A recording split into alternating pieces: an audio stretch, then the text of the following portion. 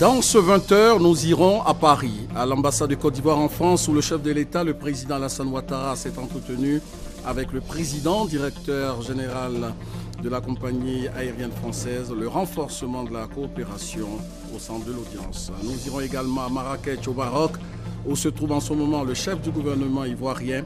Daniel Kablan-Duncan était ce matin à la cérémonie d'ouverture du premier sommet des entrepreneurs sino-africains. Ici en Côte d'Ivoire, il s'est produit récemment un drame dans le district d'Abidjan. 2 blessés grièvement touchés et un mort. C'est le triste bilan du week-end dernier à Yopougon, quartier baroque. Les piliers du pont ont cédé sous la pression des eaux de pluie. Le procès des assassins présumés du général Guy Robert, de sa famille et sa garde rapprochée aura lieu le 17 décembre prochain à la cour d'appel d'Abidjan. L'information a été donnée ce jeudi. Voilà pour le sommaire, soyez les bienvenus dans ce 20h. Comme annoncé dans les titres, rendons-nous à Paris, où le chef de l'État, le président Alassane Ouattara, a reçu le président directeur général de la compagnie aérienne Air France. Le renforcement de la coopération entre la compagnie ivoirienne Air Côte d'Ivoire et la compagnie française au centre de l'audience qui a eu lieu à l'ambassade de la Côte d'Ivoire en France. Abiba Dambélé. Le président de la République, Alassane Ouattara, était ce jeudi 26 novembre à l'ambassade de Côte d'Ivoire en France, située au 102 avenue Raymond Poincaré dans le 16e arrondissement de Paris. Pour cette première visite à la chancellerie de la République de Côte d'Ivoire, après sa brillante réélection, le chef de l'État a été longuement ovationné par tout le personnel de l'ambassade.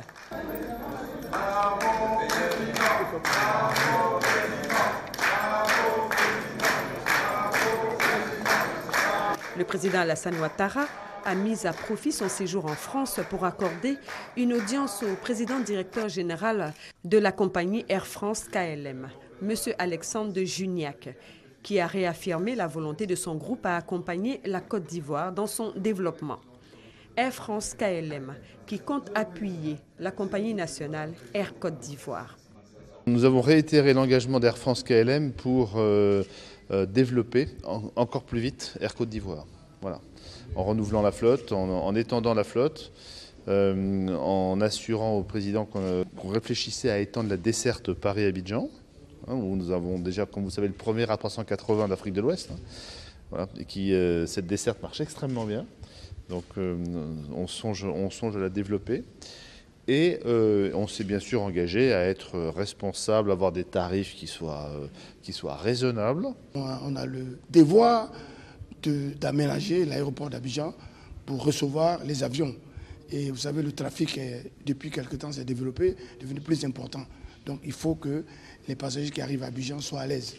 Le président de la République effectue depuis quelques jours un séjour en France pour notamment prendre part à la conférence internationale sur le climat, la COP 21, qui s'ouvre ce week-end à Paris.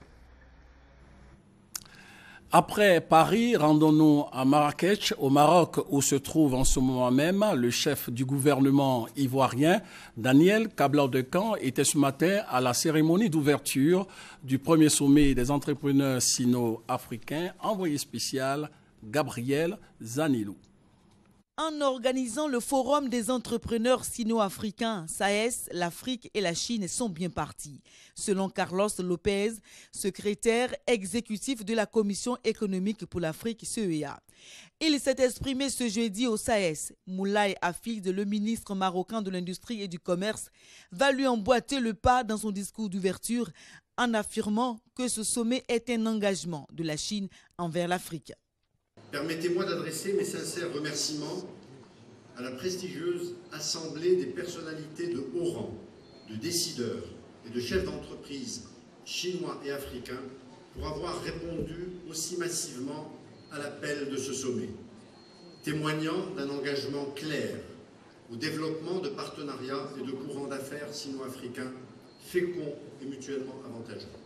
La Chine, dans les 10 prochaines années, devrait voir sortir du territoire chinois à proprement dit, en particulier au niveau de la côte Est, de quelques 85 millions d'emplois qui vont être répartis à travers le monde.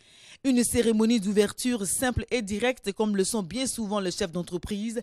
Des sujets sont déjà abordés dans le discours du ministre marocain de l'Industrie, l'investissement du secteur privé chinois en Afrique, le poids du continent dans le commerce international.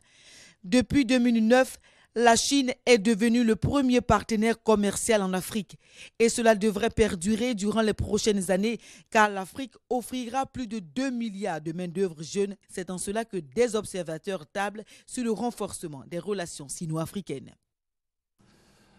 Avant son départ pour le Maroc, Daniel Kablan-Duncan a reçu ici à Abidjan l'ambassadeur de l'Inde en Côte d'Ivoire, des responsables du développement. Le Premier ministre s'est également entretenu avec une équipe de l'Organisation internationale des écoles communautaires entrepreneuriales. On suit toutes ces audiences avec Christelle Melan. 3 audiences au compteur du Premier ministre cette matinée du 25 novembre.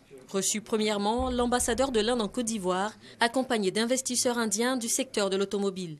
La compagnie Ashok Leyland s'apprête à investir environ 100 milliards de francs CFA ces 6 prochains mois en contribution au renouvellement du parc automobile ivoirien. Ce sont environ 3600 véhicules neufs qui vont être proposés à la vente aux transporteurs, taxis, camions et minibus. À terme, dans 5 ans, ce sont 50 000 véhicules qui auront été mis à disposition. Avant qu'on commence, ils vont installer un magasin de pièces détachées. Aussi, ils vont former, il y a à peu près 30 Ivoiriens de mécaniciens qui vont se rendre en Inde dans le cadre de ce contrat. Après l'Inde, la France. Les responsables de l'Agence française de développement ont envisagé avec le Premier ministre les perspectives à donner au C2D, contrat désendettement-développement.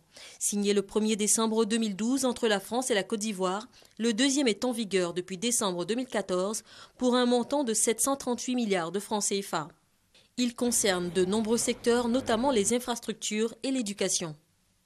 À une époque où la Côte d'Ivoire connaît une croissance et une dynamique économique remarquables, et où la France, de son côté, souhaite, à travers la volonté du président de la République, de renforcer son action en faveur de l'aide au développement, et notamment l'action de l'agence qui doit accroître son activité à hauteur de plus de 40% d'ici 2020, c'est-à-dire 4 milliards d'euros par an, avec une priorité africaine renouvelée. Nous souhaitions évoquer avec le Premier ministre les perspectives de renforcement de cette coopération pour les années à venir. Il a enfin été question d'éducation avec l'équipe de l'Organisation internationale des écoles communautaires entrepreneuriales conscientes. Avec la ministre de l'Éducation nationale et de l'enseignement technique, ils ont présenté au Premier ministre le concept d'école communautaire entrepreneuriale consciente. Alors c'est une formation qui est particulière puisqu'on parle d'une école communautaire entrepreneuriale consciente. Ça veut dire que l'école est accompagnée dans une méthode pédagogique et aussi au niveau d'une organisation pédagogique et d'une philosophie globale qui amène l'élève à devenir compétent, à s'entreprendre. D'abord, à apprendre à se faire confiance, à s'entreprendre. Et ça, il faut lui donner le droit. Nous pensons aussi que la culture entrepreneuriale, dès le bas âge, dès l'école, pourrait être une solution aussi au problème du chômage des jeunes. Nous allons démarrer le projet dans 150 écoles, depuis le préscolaire jusqu'au secondaire. Donc c'est l'expérience que nous commençons cette année. Mais d'ici quelques années, cette expérience doit s'étendre dans toutes les écoles de Côte d'Ivoire. 14h GMT, fin des audiences du Premier ministre cette matinée du 25 novembre 2015. Et comme l'a dit il y a quelques instants Christelle Menant, 3000 véhicules neufs sont attendus ici à Abidjan au mois de février 2016 pour un coût de 100 milliards de francs CFA. Le protocole d'accord a été signé hier entre le gouvernement ivoirien et le groupe indien Ashok Leyland. Jean-Jacques Kwame. Le parc automobile ivoirien, chiffré à environ 398 000 véhicules, est constitué à 80% des véhicules d'occasion vieillissants. Ce renouvellement du parc automobile va renforcer la sécurité routière et lutter contre la pollution par les émissions de gaz à effet de serre préjudiciables à la santé des populations. Un projet qui intéresse l'Inde qui a procédé ce lundi à une signature de convention avec le gouvernement ivoirien. Aujourd'hui, il s'agissait de signer maintenant le contrat commercial entre Ashok Land, qui est la société, le groupe que nous avons choisi pour nous livrer les véhicules suite à la visite que nous avons faite dans les usines d'Ashok Land. Et nous avons été très impressionnés par ce que nous avons vu. parce que nous avons vu un groupe très à cheval sur la qualité des véhicules produits. Les 3000 véhicules vont coûter 100 milliards de francs CFA. Mais les candidats à l'acquisition devront s'adresser à des banques partenaires privées. Nous avons fait des partenariats avec presque toutes les grandes banques de la Côte d'Ivoire.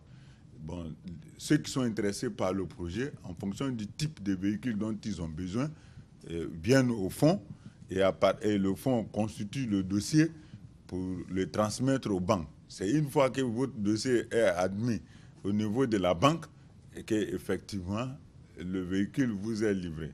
Les accidents de la route en Côte d'Ivoire, dont le nombre annuel est évalué à 6 600 personnes et enregistre plus de 13 000 blessés chaque année, selon l'OSER, l'Office national de sécurité routière. Les chiffres indiquent aussi que 6% des cas sont imputables au mauvais état des véhicules et du réseau routier. Et toujours dans le cadre de la coopération bilatérale, le président de l'Assemblée nationale effectue une visite en Angleterre. Soro Guillaume est l'invité du Parlement britannique. Le président du Parlement ivoirien met à profit cette visite pour intensifier la coopération interparlementaire. Il est aussi question de relancer les échanges commerciaux entre les deux pays, la Côte d'Ivoire et l'Angleterre, où se trouve notre envoyé spécial, Michel Digré. Mercredi 25 novembre, troisième journée de la visite officielle du président de l'Assemblée nationale de Côte d'Ivoire au Royaume-Uni. Dans la capitale anglaise, Guillaume Soro et la délégation de députés ivoiriens multiplient les séances de travail avec les membres du Parlement britannique. Au cœur des débats, les relations bilatérales entre les deux pays, mais également le développement économique de la Côte d'Ivoire et de toute l'Afrique de l'Ouest. À l'issue des rencontres avec les sénateurs anglais, les deux parties ont insisté sur la nécessité de renforcer la coopération interparlementaire entre l'Assemblée nationale de Côte d'Ivoire et le Parlement britannique, mais surtout l'intensification des activités commerciales entre les deux pays au regard des potentialités de la Côte d'Ivoire. Ce jeudi, Guillaume Soro est en Irlande du Nord où il doit échanger avec plusieurs personnalités politiques et parlementaires de Belfast. Sur place, ici, en Côte d'Ivoire, l'actualité, c'est aussi la signature d'un accord pour financer les travaux d'achèvement de la mosquée du Plateau. Accord signé par le Royaume d'Arabie Saoudite et l'État de Côte d'Ivoire.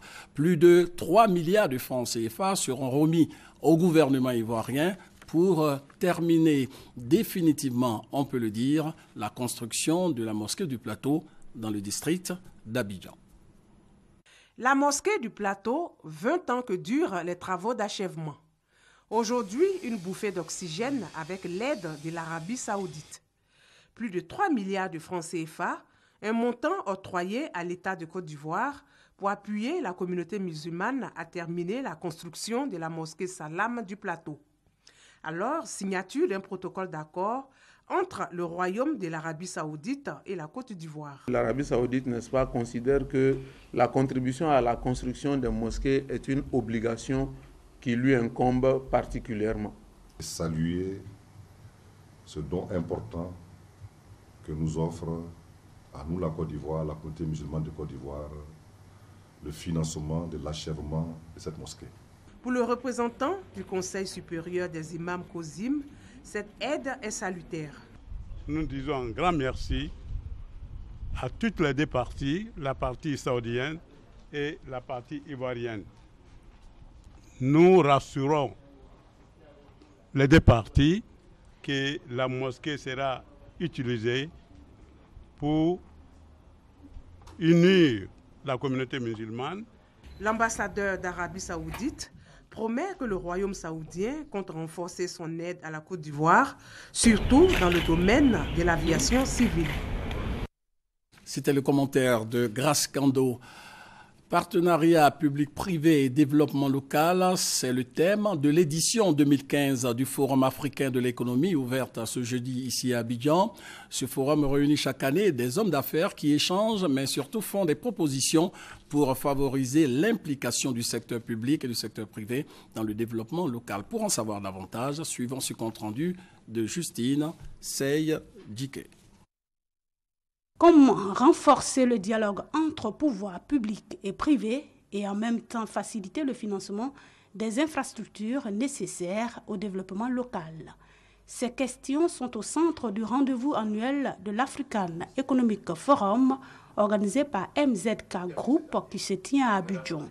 Durant 2 jours, des experts vont se pencher sur les solutions appropriées aux problèmes de financement que rencontrent les collectivités locales. Tous les intervenants sont unanimes. Pour avoir une économie locale forte, les organismes de développement locaux doivent non seulement être inventifs, mais aussi créer les conditions favorables à la coopération sud-sud.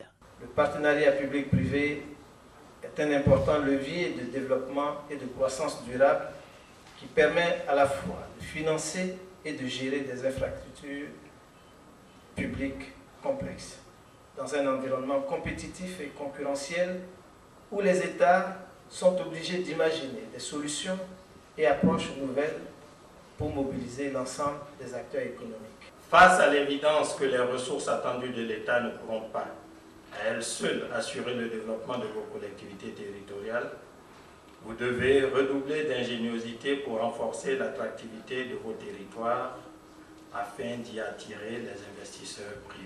Les participants à ce forum sont entre autres des bailleurs de fonds étrangers, des organisations non gouvernementales et des partenaires au développement. Les résolutions de ce forum permettront de favoriser l'accès au financement des acteurs du développement rural.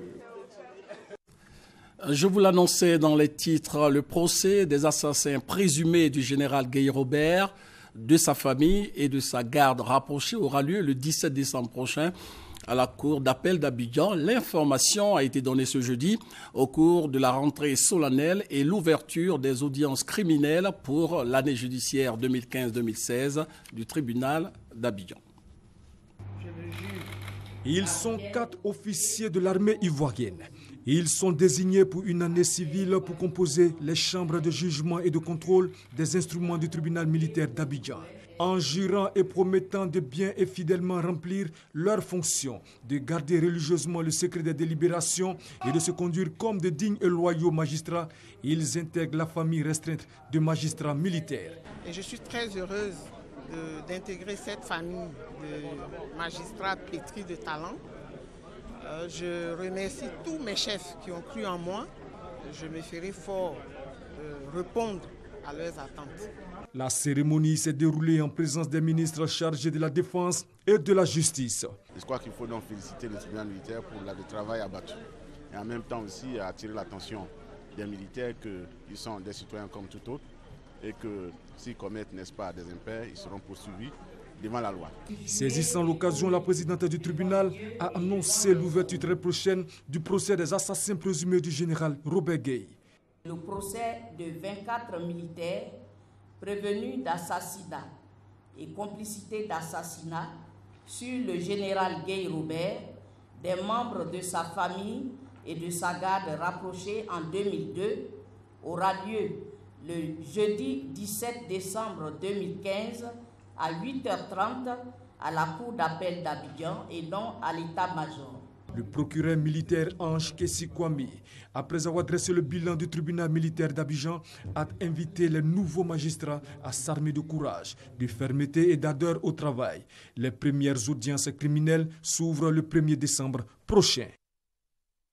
On en vient maintenant à cette journée de réflexion sur la situation des enfants des rues, journée célébrée dans le monde ce jeudi 26 novembre pour les Nations Unies. Réfléchir sur la vie des enfants de la rue revient à réfléchir sur l'avenir du pays. Et selon l'UNICEF, un enfant sur 5 vit dans la rue, soit 30 millions d'enfants en Afrique. Ici en Côte d'Ivoire, c'est une réalité. Il y a chaque jour des milliers d'enfants de la rue, dans la rue. Le constat de notre reporter. Yopougon, rue Princesse. Il est 22h. Dans cette ruelle, des enfants âgés de 9 à 16 ans qui dorment presque à même le sol, des cartons servant de lit pour passer la nuit. Ces enfants sont devenus, au fil des mois et des années, des personnes qui passent leur temps dans la rue, travaillant et vivant dans cet espace. Yezikida Djamé, ça fait 1 an ici là. Il y a le tir ici, aussi Je suis venu dans la rue pour venir me chercher. Mes parents savent que je suis dans la rue. Les parents, quand ils me voient, ils ne sont pas contents de moi. J'ai arrêté les cours CM2. Ils me débrouillent, ils m'ont poussé bourrette. Aussitôt réveillés, ces enfants de la rue se transforment en pousse-brouettes dans les marchés. Un maigre revenu qui ne suffit pas pour subvenir à leurs besoins. Alors, maquis et restaurants sont visités, guettant les restes des clients pour en faire leur repas. Le ministère de la Solidarité, de la Famille et de l'Enfant est conscient du problème. Des actions sont donc prévues pour enrayer ce fléau des enfants de la rue. La stratégie qui va être élaborée va parler des sanctions parce qu'il faudra tôt ou tard qu'on arrive à mettre chaque parent devant sa responsabilité. Parce que la rue n'a jamais enfanté. Un enfant, on peut toujours le recadrer. Un enfant sur 5 vit dans la rue. Ce 26 novembre, journée hommage aux enfants de la rue, est donc l'occasion d'interpeller parents et gouvernants pour un meilleur encadrement et protection des enfants. Et il faut savoir que certains enfants qui ont passé la grande partie de leur existence sans abri sont aujourd'hui devenus tout simplement des adultes des rues. La communauté internationale s'interroge également aujourd'hui sur l'égalité des chances à l'école, dans les administrations publiques, dans les entreprises privées. Le constat est clair pour l'ONU, les discriminations sont persistantes. Abou Sanogo nous en parle. L'égalité des chances est une vision de l'égalité qui cherche à faire en sorte que les individus disposent des mêmes chances, des mêmes opportunités de développement social, indépendamment de leur origine sociale ou ethnique, de leur sexe, des moyens financiers de leurs parents, de leur lieu de naissance, de leurs convictions religieuses, d'un éventuel handicap. Allant plus loin que la simple égalité des droits, l'égalité des chances consiste principalement à favoriser des populations qui font l'objet de discrimination afin de leur garantir une équité de traitement. Exemple de domaine d'activité où l'égalité des chances peut être recherchée. Accès à la formation supérieure et aux grandes écoles. Tests de recrutement et entretien d'embauche. Accès aux emplois. L'égalité des chances, c'est le droit de ne pas dépendre exclusivement de la chance, ni de la malchance. C'est le droit égal pour chacun de faire ses preuves, d'exploiter ses talents, de surmonter au moins partiellement ses faiblesses. C'est le droit de réussir autant qu'on le peut et qu'on le mérite. C'est le droit de ne pas rester prisonnier de son origine, de son milieu, de son statut. Poursuivons ce journal avec le constat suivant.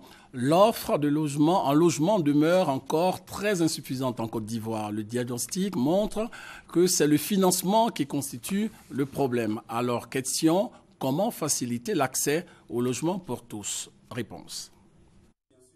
C'est dans le cadre de la mise en commun des compétences que le réseau Habitat et Francophonie a initié cette rencontre sur le financement du logement social. La rencontre s'adresse aux autorités publiques, à la société civile et aux chercheurs ivoiriens à travers diverses problématiques. Il s'agit d'identifier en quelque sorte les fondamentaux qui permettent le développement d'un marché du logement et d'un secteur du logement social, au rang desquels l'accès aux fonciers et aux terrains constructibles, avec les infrastructures de base, les règles relatives aux titres de propriété, aux garanties qu'ils ouvrent, aux mutations immobilières, les règles d'aménagement du territoire et urbanistique, un secteur bancaire et financier établi, les règles en matière de crédit aux entreprises, de crédit hypothécaire, de défaut de paiement, de saisie immobilière. Ce n'est pas un simple débat d'idées que le réseau propose aujourd'hui. Il en appelle surtout à des réponses concrètes. Le réseau alerte les pouvoirs publics sur la nécessité d'élaborer une feuille de route pour le financement du logement abordable. En ce qui concerne donc le financement, nous avons initié des réformes pour baisser le taux d'intérêt bancaire du crédit acquéreur, qui naguère oscille entre 15% et 18%. Aujourd'hui, ce taux va être plafonné à 5,5%. Au total, le gouvernement maîtrise les leviers d'accélération du programme de production de logements socio-économiques. Pour les 5 prochaines années, le gouvernement envisage de réaliser 250 000 logements sociaux. Le réseau Habitat et Francophonie, une association dont la vocation est d'aider à la mise en œuvre des politiques d'aménagement urbain, se déclare prêt à appuyer la Côte d'Ivoire. Plus de 500 logements construits à Andautré dans la commune d'Abobo, d'ici d'Abidjan, ont été détruits après une mise en demeure. Cette opération de destruction a provoqué, il faut le dire, des grincements de dents. Les familles installées sur ce site de plus de 300 hectares sont en colère. Elles se sont manifestées récemment. Le témoignage de Patricia Oumou-Etia. Pleurs, cris, lamentations. Ambiance surchauffée ce mercredi à Andautré, dans la commune d'Abobo, plus précisément à Anonkwa-Kouté, extension ouest. L'objet du conflit, la démolition des constructions érigées sur ce site de plus de 100 hectares. Près de 600 familles y logeaient. On ne comprend pas. Ça fait plusieurs semaines, on ne dort pas. Chaque jour que Dieu fait, les machines viennent. Plusieurs mois, les machines viennent détruire nos maisons. On ne sait pas où habiter. On ne sait pas ce qui se passe. Le représentant du propriétaire refuse tout commentaire. Le 13 juillet 2015, un jugement civil rendu par le tribunal d'Abidjan qui porte sur démolition et déguerpissement a été rendu. Une décision de justice qui somme les acquéreurs de quitter les lieux. Ça fait 5 ans maintenant. On est venu s'acquitter des terrains par le biais des ébriers. On nous a donné les papiers, tout et tout. Ça a été légalisé tout à la mairie. Si la mairie nous a donné l'autorisation, c'est quelque chose de blanc. Donc le quartier est fini. La dame, elle est venue pour dire qu'elle avait pris 64 hectares avec les ébriers. Et les 64 hectares là, elle n'avait pas payé tout. Donc les ébriers, la partie où elle a payé, est restée avec elle. Le reste, les gars ont vendu ça aux gens. Donc elle revient pour dire qu'elle va récupérer ses terrains. Et elle revient encore pour venir casser. On a déjà payé 9 millions. Elle nous chasse, mais elle ne nous a pas donné de l'air de quitter. Selon les populations, les démolitions ont commencé en octobre dernier et se poursuivent aujourd'hui. Un conflit qui demeure entre les propriétaires terriens d'Anonkwa-Kouté et les populations vivant sur ce site. 2 blessés grièvement touchés et 1 mort, c'est le triste bilan du week-end dernier à Yopougon, quartier Maroc. Les piliers du pont ont cédé sous la pression des eaux de pluie. Le pont était essentiellement construit manuellement. Par Gassoro, Serge Colère. Abdourahman, âgé de 20 ans, habite le quartier Maroc dans la commune de Yopougon. Électricien en bâtiment, il est cloué au lit depuis 5 jours, contrairement à ses habitudes. Le jeune homme souffre de nombreuses blessures. Il fait partie des victimes de l'effondrement du pont de fortune installé dans le quartier. J'étais descendu du boulot et je me dirigeais vers chez moi, pour rentrer à la maison. Maintenant, j'ai eu à passer sur le pont. Maintenant, devant moi, il y avait une jeune fille avec une vieille. Comme elle marchait lentement, donc je marchais à l'air bien. Donc, tout soudainement, je vois le pont s'écroule. Et je me suis retrouvé dans l'eau. J'ai essayé de me débattre pour sortir. Dame Logossan, mariée et mère de 4 enfants, est aussi mal en point. La journée du samedi 21 novembre reste un mauvais souvenir pour elle. J'ai quitté au marché, il pleuvait, il voulait venir à la maison à côté des enfants. C'est là que j'ai traversé le pont là. Quand j'ai fini de traverser le pont là, j'ai croisé la vieille là, qui descendait dans Woro Woro. C'est ça, il m'a dit, ma fille, il faut m'aider. J'ai traversé. C'est là au milieu des ponts là, arrivé là-bas, derrière là, c'est soulevé. C'est là on a descendu dans l'eau. Et puis l'eau l'a partait avec nous. Selon les victimes et les témoins présents sur les lieux du drame, la 3e victime serait restée sous les eaux. Elle aurait été retrouvée morte 2 jours plus tard. La vieille là m'a dépassé, il ne pouvait pas l'attraper. C'est lundi, les gens de 16e là sont venus me chercher, qu'ils ont trouvé un corps à Anonkwa là-bas, qui d'aller confirmer si c'est la vieille là. C'est là on est parti, j'ai dit c'est la vieille là. Hier, les policiers nous ont appelés, on nous a montré réellement le pain qui était sur la femme. On a trouvé c'est le même pain, c'est la même femme. Mais nous, on ne savait pas qu'elle était morte. C'est hier, c'est les policiers qui nous ont dit c'est elle. Les autorités municipales, tout en déplorant ce drame, disent ne pas être informées officiellement de ce décès. Nous, mairie, aucune population n'est venue nous dire qu'on a retrouvé un corps dans le canal dont les eaux se déversent dans la lagune. Le directeur technique de la mairie de Yopougon rassure les populations quant à la livraison du nouveau pont dans un bref délai. Pratiquement les travaux sont achevés. Le chantier sera ouvert au public au plus tard le 5 décembre. La fin des travaux est prévue pour le 5 décembre prochain, selon les responsables de la mairie. Les populations du quartier Maroc de Yopougon sont tout de même inquiètes en traversant la parcelle aménagée pour elles par l'entreprise en charge de la construction du pont. Au Burkina Faso, le premier tour des élections présidentielles et législatives aura lieu ce dimanche 29 novembre. À 3 jours du scrutin, la Commission électorale nationale indépendante a eu une séance de travail avec les observateurs nationaux et internationaux déployés sur le terrain. Le compte-rendu de notre envoyé spécial, Alexis Ouedraogo. C'est la toute première fois que les scrutins présidentiels et législatifs sont organisés le même jour au Burkina. Un choix lié au budget de ces scrutins. La Commission électorale nationale indépendante l'estime à près de 35 milliards de francs CFA. Un peu plus de 5 millions d'électeurs sont attendus aux urnes le 29 novembre prochain. 17 000 bureaux de vote seront repartis à travers le pays, ouverts de 6h à 18h. La CENI se veut rassurante. Elle indique depuis le début de la semaine que son fichier électoral biométrique est inviolable. Pour ces élections, plus de 15 000 observateurs ont été dépêchés dans le pays, dont 133 de la CEDEAO. Nous sommes en train d'observer, depuis que nous sommes là, vraiment la campagne se passe de façon vraiment civilisée, apaisée. Il n'y a pas d'insultes. Les élections burkinabées, dans ce contexte, c'est très important pour la CEDEAO. Ces élections au Burkina portent un enjeu important, celui de la stabilité dans la sous-région ouest-africaine. Lorsque la Côte d'Ivoire éternue, le Burkina Faso tous. Et je crois que cela est réciproque.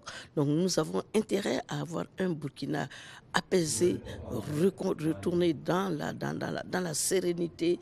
Le Burkina que nous avons connu comme pays intègre, pays apaisé, que nous puissions retrouver ce Burkina-là. Outre les observateurs internationaux, la société civile burkinabé entend déployer plus de 4 000 observateurs. Ils devront surveiller les élections et transmettre leurs données à une situation room basée à Ouagadougou. La CENI espère annoncer les résultats provisoires de l'élection dès le lendemain. Quelques jours de retard toutefois ne sont pas à exclure. Si un second tour devait se tenir, il aurait lieu 15 jours après la proclamation des résultats par le Conseil constitutionnel. Notons que 14 candidats se présentent à cette élection présidentielle. Parmi eux, 2 favoris, Zéphirin Diabré, candidat de l'Union pour le progrès et le changement, et Roch-Marc Christian Caboret, candidat du mouvement du peuple pour le progrès. Dernier point de l'actualité internationale, aux États-Unis, le policier blanc qui avait abattu de 16 balles un jeune noir de 17 ans en octobre 2014 à Chicago vient d'être inculpé pour meurtre avec préméditation. Il faut le dire, de telles poursuites visant un policier blanc sont rares aux États-Unis. L'analyse de la vidéo du meurtre montre que seulement 14 à 15 secondes se sont écoulées entre le premier et le dernier des 16 coups de feu. Le président américain s'est dit profondément choqué par ces images. Fin de ce 20h, vous avez rendez-vous à 23h parce que la roue de l'actualité continue de tourner. Bonsoir à tous et à toutes.